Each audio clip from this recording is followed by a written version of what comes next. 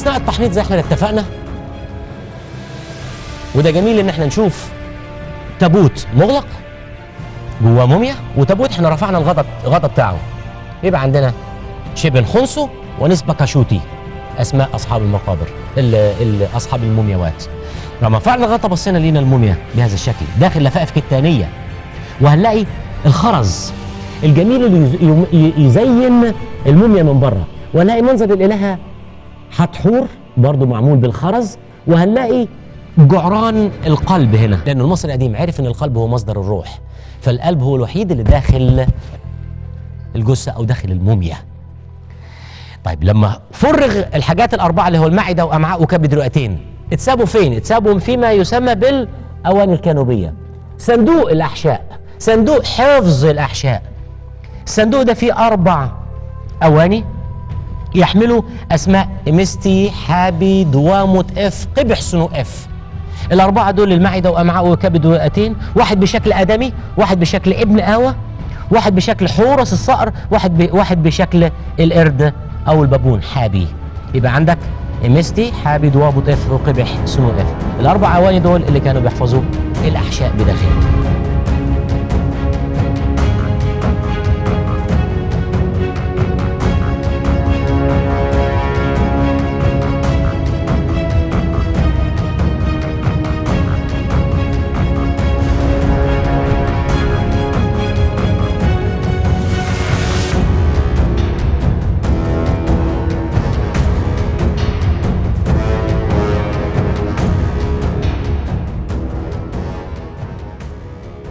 متحف الأقصر ما خدش بس القطع الأثرية اللي هي مثلا ترجع للدولة الحديثة كأسرة 18 19 20.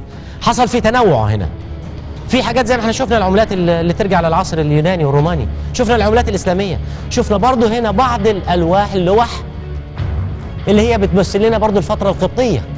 الفترة القبطية وطبعا معروف منظر الطائر، منظر الحمام، منظر الصلبان والكتابة القبطية. يبقى النزلة دي بالكامل هنا في نهاية الزيارة لمتحف الأقصر هنلاقي ما يميزها الفترة القبطية وشكل الصليب.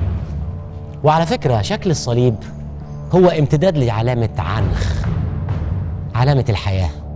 يبقى كانت البداية علامة الحياة. وعارفين طبعا المسيحية بدأت ازاي، عارفين المسيحية لما بدأت بشكل بيقول ان في عبادة لإله واحد.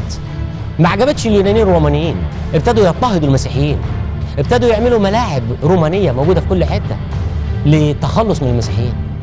فكان المسيحي إذا اعتنق المسيحية عشان يتعرف على مسيحي آخر يرسم علامة الحياة على الأرض، يرسم علامة الحياة.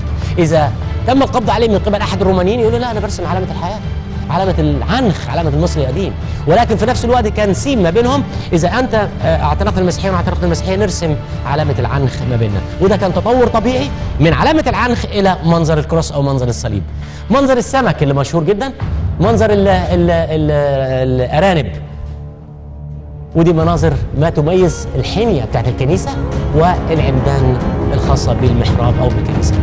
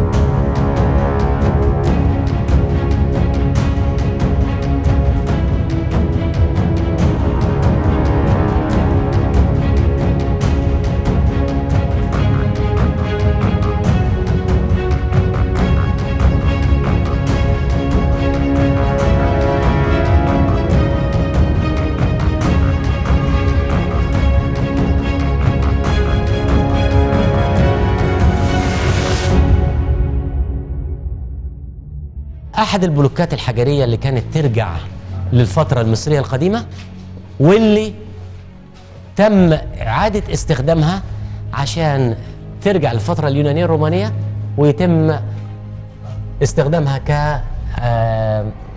معصرة للنبيت. يبقى ده هنا واضح تماما ان البلوك ده يرجع للفترة المصرية القديمة. واضح ان العلامات المصرية القديمة، واضح العلامات الهيروغليفية هنا، وده أعيد استخدام هذا البلوك واتحط عليه أحد الأباطرة وهو بعملية النبيت كمعصرة النبيت.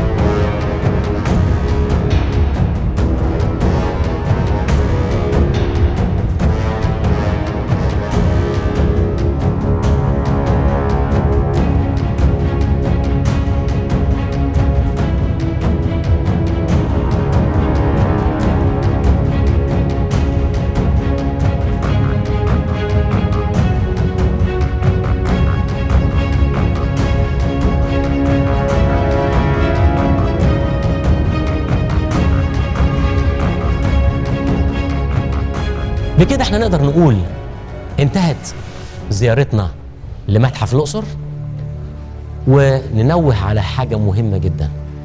شفنا الموقع بتاع متحف الأقصر، موقع متحف الأقصر على النيل، معبد الكرنك على النيل، معبد الأقصر على النيل.